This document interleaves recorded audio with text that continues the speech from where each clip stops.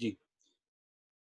MATLAB का हमें idea होगा, उसका इंटरफ़ेस हमें पता लग गया कि उसमें कौन-कौन से मेन जो चीज़ है हमारा, ये मेन्यू, आपका current folder, command window, workspace और ये हमारी एम फ़ाइल है। ये इसको भी हम देखेंगे डिटेल में एम फ़ाइल। इसी तरीके से इसके की पॉइंट्स हमें पता लग गया कि ये केस सेंसिटिव है। इसी तरीके से इसकी जो बिल्ट इन कमांड्स हैं, तो उसके अगेंस्ट हमें कोई भी वेरिएबल डिक्लेयर करना है तो उस नाम से या फ़ाइल को उस नाम से सेव नहीं करना। इसी तरीके से उसमें रेडियन में और कुछ फंक्शंस हैं, ये जो कुछ वैल्यू के लिए हम इस्तेमाल करते हैं, जैसे पाई वगैरह के लिए, तो हमने ये चीज़ें रिकमेंड किस तरीके से करना है, ये हमने देखा। उसके बाद इसकी एग्ज़ीक्यूशन का पता लग गया कि कमांड अगर हम कोई लिखते हैं कमांड विंडो में, तो वो किस तरीके से एग्ज़ीक्यूट कर रही है। ठीक है? मैटलैब का वेरिएंट अगर हमने देखना है तो वीआर की कमांड है, सिंपल आपको आइडिया हो गया। तो लिखेंगे तो वो आपको उसके बारे में बता देगा। उसके बाद हमने बताया कि मैटलैब की सबसे ज़बरदस्त चीज़ क्या चीज़ है? उसकी हेल्प है। तो बहुत ज़्यादा ज़बरदस्त किस्म की एक्सटेंसिव हेल्प जो है वो हर एक चीज़ से रिलेटेड मिलती है। अगर आपको कोई चीज़ नहीं भी मिल रही तो वो अपनी आप इनकी बिल्ट इन कमांड की मदद से आप खुद से भी अपना प्रोग्राम जो है वो लिख सकते हैं। ठीक है? तो ये हमें हेल्प होगी। उसके बाद आपने वेरिएबल जो मैटलैब में जो क्रिएट करने हैं, ठीक है? वो किस तरीके से करने हैं, तो उसमें कहता है MATLAB workspace consist of variable that create and store in the memory during the MATLAB session. जिस तरह मैंने आपको अभी बताया था कि आप जो भी काम या वेरिएबल डिक्लेयर करते हो वर्कस्पेस में हमें नज़र आता है। You can create new variables in the workspace by running the MATLAB code और using the existing variable. MATLAB code के थ्रू भी आप वेरिएबल डिक्लेयर कर सकते हो। मसलन एक कोड के अंदर हम वेरिएबल डिक्लेयर किए, जब उसको हम एग्ज़ीक्यूट करेंगे, तो वो ऑटोमैटिकली वो सारे के सारे वेरिएबल जो हैं वो वर्कस्पेस में नज़र आना शुरू और अ, अदरवाइज़ आप खुद से भी वेरिएबल डिक्लेयर कर सकते हैं। जिस तरह यहाँ पे हमने एग्ज़ाम्पल दी हुई है कुछ वेरिएबल को डिक्लेयर करना, तो हम किस तरह अब creating to create new variable enter the variable name. Simple सा काम है, वेरिएबल नेम दें command window followed by the equal sign and the value you want to assign the variable. तो आप क्या वैल्यू उसको असाइन करना चाहते हैं। ठीक है, जिस तरीके से इसने लिखा है f इज़ इक्वल टू 10, तो वो क्या करेगा, एक वेरिएबल बनाएगा, उसके अंदर s को f रख देगा। अब इसमें ये चीज़ है कि हमें ऊपर डिक्लेयर करने की ज़रूरत नहीं, जिस तरीके से हम सी के अंदर करते हैं कि इंट लिखते हैं तो इंटीजर का वेरिएबल डिक्लेयर हो जाता है, आगे उनके नाम दे देते हैं। इसी तरीके से आप फ्लोट लिखते हैं तो या करैक्टर लिखते हैं तो वो उसका उसका नाम लिखते हैं तो वो वेरिएबल डिक्लेयर। तो आप रन टाइम पे जो वेरिएबल डिक्लेयर करना चाहते हैं उसको जस्ट वो वैल्यू असाइन करेंगे तो वो ऑटोमेटिकली वो उसी प्रोटोटाइप का वेरिएबल जो है वो डिक्लेयर हो जाएगा। तो इसके अंदर डिफरेंट क्लासेस इस्तेमाल होती हैं वेरिएबल्स के लिए। तो उसमें एक डबल क्लास है, इसी तरीके से आपकी फ्लोट है, उसके बाद आपकी करैक्टर है, उसके बाद आपकी यूनिट 8 है। तो डिफरेंट क्लासेस के डिफरेंट है, लेकिन हम अगर सिंपल देखें तो हमारे लिए डबल क्लास भी सारा काम हमारा हो जाता है मोस्टली। ठीक है? कुछ एप्लीकेशंस हैं मसलन इमेज प्रोसेसिंग वगैरह की, जहाँ पे जो स्पेशल क्लास हमें यूनिट 8 या यूनिट 16 जो है, इनकी क्लासेस हम इस्तेमाल करते हैं। ठीक है? तो अभी मैं आपको दिखाता हूँ कि वेरिएबल अगर हम कोई काम करते हैं, लेट्स सपोज़ मैं कोई लिखता हूँ 2+3, अगर मैं कोई वेरिएबल नहीं बनाता, अगर कोई चीज़ मैं डिक्लेयर नहीं करता, असाइन नहीं करता, तो मैटलैब क्या करता है, यहाँ पे अगर मैं लिखता हूँ 2+3 या 3+2 लिखता हूँ, सिंपल एक ऑपरेशन परफ़ॉर्म किया, तो मैटलैब क्या करेगा, या 3 लिख देता हूँ सिंपल, अभी कोई ऑपरेशन परफ़ॉर्म नहीं कर रहा, मैंने जस्ट 3 लिख दिया।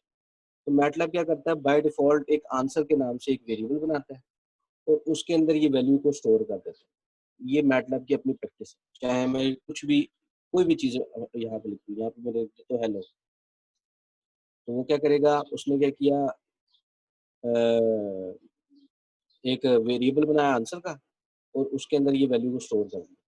ठीक है? अब आप इसमें अब ये क्या है कि जब आप जो काम करेंगे, वो क्या करेगा, उसको ओवरराइड करता जाएगा हर दफ़ा, यानी कि ये स्टोर नहीं हो रहा किसी भी। अगर आप चाहते हैं कि जी ये वेरिएबल जो है किसी ये जो मेरा ऑपरेशन है या ये जो वैल्यू है, ये किसी वेरिएबल में स्टोर हो जाए, तो हम क्या करेंगे, f is equal to f, क्या आप कोई भी नाम रख सकते हैं, मैं सिंपल f रख देता हूँ, 3 लिख देता हूँ। तो ये क्या करेगा, 3f के अंदर से अगर आप वर्कस्पेस में देखें, तो ये वर्कस्पेस में इसने क्या किया, f के नाम से एक वेरिएबल बना लिया। और उसके अंदर उसने 3 को स्टोर कर लिया, ठीक है? अदरवाइज़ आंसर में ये होता है कि आपका एक दफ़ा तो हो जाता है, नेक्स्ट टाइम आप रन करते हैं, तो क्या होगा कि नेक्स्ट टाइम वो उसको ओवरराइड कर देगा। तो जो लास्ट आपकी एग्ज़ीक्यूशन होगी, वही आंसर के अंदर स्टोर होगी, ठीक है? जबकि अगर आप किसी वेरिएबल के अंदर उसको डायरेक्ट असाइन करते हैं, तो फिर क्या होगा वो वेरिएबल के जब तक हम उस वेरिएबल के नाम से कोई और चीज़ असाइन नहीं करते, जैसे मैंने f लिखा यहाँ पे 3 किया था, अब मैं f को 4 कर दूँगा, तो उस वक़्त तक ये वैल्यू जो है वो ओवरराइड या चेंज नहीं करेगा, ठीक है? तो ये एक सिंपल है कि अगर हमने सिंपल एक वैल्यू असाइन करनी है, तो आप इस तरीके से उसको देंगे, f इज़ इक्वल टू 4 दे दिया। तो ये क्या किया उसने, अब ये भी लिख सकते हैं f इज़ इक्वल टू कोई ऑपरेशन भी परफ़ॉर्म कर सकते हैं इसके साथ, 3 प्लस 4 या 4 प्लस 4, तो उसने 8 को उधर यहाँ पे उसको असाइन किया। अगर आप कोई वैल्यू के बजाय कोई करैक्टर असाइन करना चाहते हैं, मैं असल में कहता हूँ f is equal to Asim लिख दिया। तो उसने क्या किया, इसको आसिम के अंदर स्टोर कर दिया। अब अगर आप देखें तो ये इसका जो फॉर्मेट है वो चेंज हो गया। अच्छा, मैटलैब में एक कमांड इस्तेमाल होती है व्होस की। ये कमांड इस्तेमाल होती है कि जितने भी वेरिएबल आपके वर्क स्पेस में डिफाइन है, वो उनको उनकी डिटेल शो कर देती है। इस वक़्त वर्क स्पेस में 2 वेरिएबल डिफाइन किए, एक आंसर जो हमने पहले असाइन नहीं किया था और एक हमारा एफ है। तो उसने बताया क्योंकि इसमें क्या होता है, ये हर चीज़ को एज़ अ मैट्रिक्स के तौर पे ट्रीट करता है। तो इसने भी यहाँ पे उसका साइज़ शो किया है कि ये क्या है, 1 क्रॉस 1 का एक वेरिएबल है, इसके अंदर एक वैल्यू पड़ी है। ये बाइट्स उसके लिहाज से उसने बताया कि ये जो आपका एक वैल्यू जो है वो कितने बाइट्स लेगी, तो उसने बता दिया जी 8 बाइट्स है। इसकी क्लास क्या है, डबल, ठीक है? एट्रिब्यूट्स इसके भी और इसी तरीके से इसने लिखा f is equal to 1 clause 4 क्योंकि हेलो है, हेलो के अंदर कितने आसिम लिखा हुआ है। आसिम के अंदर कितने वर्ड है? 1, 2, 3, 4 तो 2 बाइट पर वर्ड के लिहाज से अगर हम देखें तो 8 बाइट का ये आता है। तो इसकी क्लास क्या है, उसने करैक्टर, ठीक है? तो ये बेसिकली आपको यहाँ पे इसका नज़र आ रहा है। इसी तरीके से आप अगर कॉम्प्लेक्स नंबर इसको डिफाइन करना चाहते हैं, तो लिख सकते हैं 3 प्लस 4j, ये लिखेंगे तो क्या होगा, एक कॉम्प्लेक्स नंबर जो है वो डिफाइन। याद रखें आई और जे जो है वो स्पेसिफिकली आपके इस्तेमाल होते हैं किसके लिए, आपके अयोटा के लिए। आप आई लिख देंगे या जे लिख देंगे, दोनों। मैं जिस तरह यहाँ पे f1 एक और वेरिएबल बनाया, तो यहाँ पे लिख देता हूँ 4j या सिंपल 4j लिख देता हूँ। तो यहाँ पे उसने क्या किया, तो अयोटा के लिए हम आई और जे का जो है वो इस्तेमाल करते हैं मैटलैब में। अगर मैं लिखता हूँ g इज इक्वल टू आई, तो यहाँ पे देखें उसने सिंपल, तो इस तरीके से आप कॉम्प्लेक्स नंबर को, अब आप व्होस की कमांड देखें, तो अब आप देखेंगे तो यहाँ पे आपको नज़र आ रहा होगा इसने एट्रीब्यूट्स में लिख दिया इसके क्या है, ये कॉम्प्लेक्स नंबर। पहले यहाँ पे एफ, अगर आप देखें एफ में पहले 4i पड़ा, सॉरी एफ के अंदर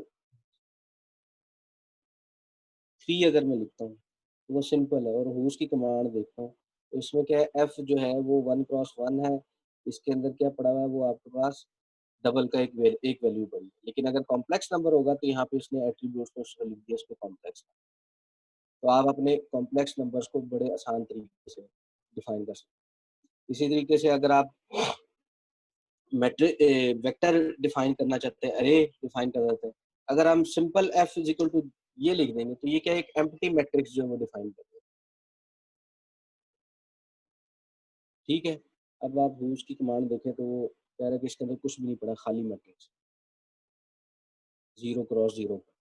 और अगर आप कहते हैं कि नहीं मैंने इसको वैल्यू असाइन करनी है और एक वेक्टर बनाना है, तो याद रखें 1, 2, 3। अब आप अगर आप रो मैट्रिक्स बनाना चाह रहे हैं मैटलैब के अंदर, तो आपको क्या करना है, स्पेस या कॉमा दोनों इस्तेमाल होते हैं आपके मैट्रिसेस के लिए। आप लिखें और एंटर करें, तो यहाँ पे आपके पास एक मैट्रिक्स इस्तेमाल है, ठीक है? अगर आपने इसका ट्रांसपोज़ या ये कॉलम मैट्रिक्स बनाना है, तो सिंपल आप यहाँ पे करें, सिंपल एक सिंगल कॉलन लगा देंगे। सिंगल कॉलन लगाने से क्या करेगा, वो इसी का ट्रांसपोज़ ले लेगा। या अगर आप चाहते हैं कि यहाँ पे मैं इस तरह नहीं डिफाइन करना चाहता, तो आप यहाँ पे सेमीकोलन जो है वो लगा दें। कॉमा इस्तेमाल होता है नेक्स्ट वैल्यू के लिए, सेमीकोलन इस्तेमाल होता है नेक्स्ट रो के लिए। अगर आप मैट्रिक्स के अंदर सेमीकोलन देंगे, तो वो क्या करेगा, वो आपको नेक्स्ट रो में ले जाएगा, ठीक है? तो ये देखें, अब आपने कोई कॉलम नहीं लगाया, सिंपल हर वैल्यू के बाद सेमीकोलन, तो आपका ये मैट्रिक्स जो है डिफाइन हो गया। तो अगर आपने रो मैट्रिक्स बनाना है एक, तो आपका सिंपल तरीका है कि 1, 2 और 3 इस्तेमाल करें। अगर आप कहते हैं कि नहीं मैंने कॉलम मैट्रिक्स बनाना है, तो आपके पास 2 तरीके नॉर्मली सेमीकोलन इस्तेमाल होता है नेक्स्ट रो में जाने के लिए, तो ये आपका कॉलम मैट्रिक्स जो है, ठीक है? सेमीकोलन के 2 इस्तेमाल हैं। एक तो ये है कि नेक्स्ट रो, ये इंडिकेट कर रहा होता है, अगर हम मैट्रिक्स के अंदर देंगे, तो वो इंडिकेट करेगा कि हमने नेक्स्ट रो में जाना है, वो ये बता रहा हो। और अगर हम यहाँ पे देखते हैं, ये किसी भी कमांड के एंड में लगा देते हैं, तो ये क्या करता है, आपकी प्रिंटिंग को सप्रेस कर देता है। प्रिंटिंग सप्रेस करने का मतलब ये है कि वो आपको शो नहीं करेगा रिजल्ट। मसलन आप इधर हेल्प ओपीएस लिखें और यहाँ पे अगर आप सेमीकोलन की हेल्प में चले जाएं, सॉरी ये रहा।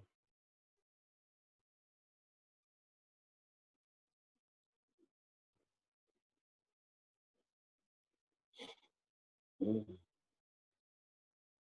ये रहा सेमीकोलन। इसकी हेल्प में जाए तो वो कहता है जा, इसकी हेल्प में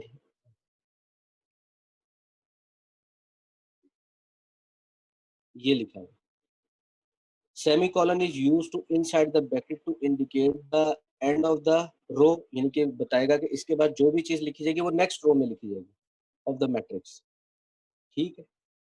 and it is also used after the expression और स्टेटमेंट टू सप्रेस प्रिंटिंग।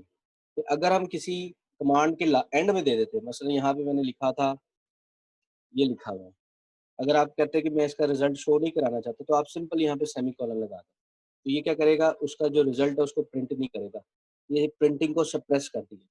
तो कई दफ़ा नॉर्मली अगर आप कोई कमांड लिखते हैं जहाँ पे बहुत ज़्यादा कंप्यूटेशन रिक्वायर्ड होती है, तो अगर आप उसकी हर कमांड के आगे सेमीकोलन लगा देते हैं, तो आपका जो प्रोसेसिंग टाइम है वो भी काफ़ी सेव हो जाता है। तो प्रिंटिंग को सप्रेस कर देता है, तो एग्जीक्यूशन के दरमियान जो आपका जो एग्जीक्यूशन टाइम है वो रिड्यूस हो जाता है। ये सेमीकोलन का एक एडवांटेज है। तो हमने बेसिकली देख लिया कि सिंपल अगर हमने एक वैल्यू असाइन करनी है किसी को, तो वो हम इस तरीके से असाइन कर सकते हैं। अगर हमने कोई कैरेक्टर डिफाइन करना है, मसलन मैं आसिम लिखता हूँ, तो वो हम इस तरीके से देख सकते हैं। इसी तरीके से अगर आपने रो मैट्रिक्स बनाना है, तो वो तरीका मैंने आपको बता दिया कि कॉमा लगा दें हर उसके बाद। अगर आपने कॉलम मैट्रिक्स बनाना है, तो उसके लिए ये। और अगर आप कहते हैं कि नहीं मैंने कोई एम क्रॉस एन का मैट्रिक्स बनाना चाहता हूँ, तो वहाँ पे आपको क्या करना पड़ेगा, मसलन 2 बाय 2 का मैट्रिक्स दे देता हूँ, तो उसमें क्या होगा, 2 रोज होंगे, 2 कॉलम होंगे। तो मैंने दो पहली रो की वैल्यू लिखी कि 1 2, अगली रो में मैं लिखता हूँ 4 5। तो ये क्या करेगा, आपका ये मैट्रिक्स देखिए 1 2 के बाद सेमीकोलन लगाया, तो इसने ये बता दिया कि भाई इसने अब क्या करना है, नेक्स्ट रो में चला जाए। उसके बाद 4 5 लिखा, तो ये नेक्स्ट रो में वैल्यू।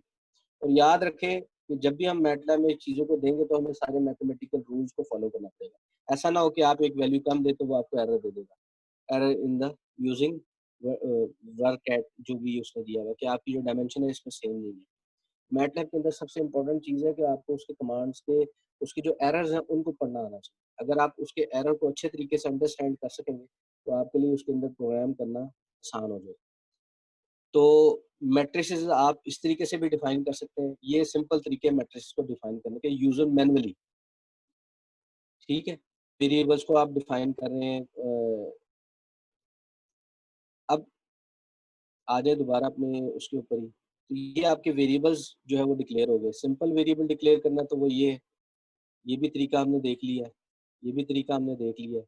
ये कॉम्प्लेक्स नंबर को डिक्लेयर करने के, कॉम्प्लेक्स नंबर को डिक्लेयर करने के और भी तरीके हैं, वो भी हम। उसके बाद हमने रो वेक्टर, कॉलम वेक्टर को डिफाइन करना सीख लिया है। रो वेक्टर हमने कैसे रो वेक्टर भी डिफाइन करना सीखा और कॉलम वेक्टर। और फिर हमने और भी मैट्रिक्स जो वो डिफाइन किए हैं कि मैंने आपको बताया 2 क्रॉस 2 का किस तरह मैट्रिक्स डिफाइन किया। इसके अलावा इसके अंदर वो जितने भी ऑपरेशंस हैं, मैथलैब को एज ए कैलकुलेटर भी इस्तेमाल कर सकते हैं। मैंने जिस तरह इसमें आप कोई भी ऑपरेटर इस्तेमाल करें, वो आपको डायरेक्ट या तो वेरिएबल आप ले लें 2, उनको ऐड कर लें और या आप कहें कि तो आप 2 वैल्यूज़ को डायरेक्ट भी ऐड कर सकते हैं। मसलन आप 2 कॉम्प्लेक्स नंबर को या 2 मैट्रिसेस को डायरेक्ट ऐड भी कर सकते हैं और सब्ट्रैक्ट भी कर सकते हैं मल्टीप्लिकेशन में। लेकिन ये सारे काम करते हुए हमें ये एक चीज़ का ख़्याल रखना है कि हमने उन रूल्स को वायलेट नहीं करना, ठीक है? मसलन ऐसा नहीं करना कि हम मैट्रिक्स को मल्टीप्लाई करें या कोई भी एडिशन या सब्ट्रैक्शन करें तो हम वहाँ पे उन चीज़ों को वायलेट कर दें। मसलन ये विंडो मैं आपसे शेयर करता हूँ। यहाँ पे हमने सिंपल एफ लिखा, अगर हम मैंने एडिशन करनी 2 नंबर्स को, हम इस तरीके से भी कर सकते हैं। एक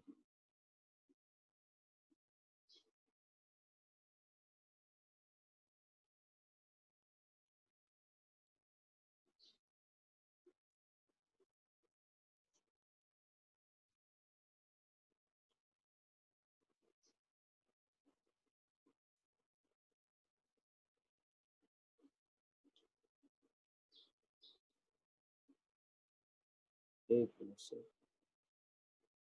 यहाँ पे मैं लिख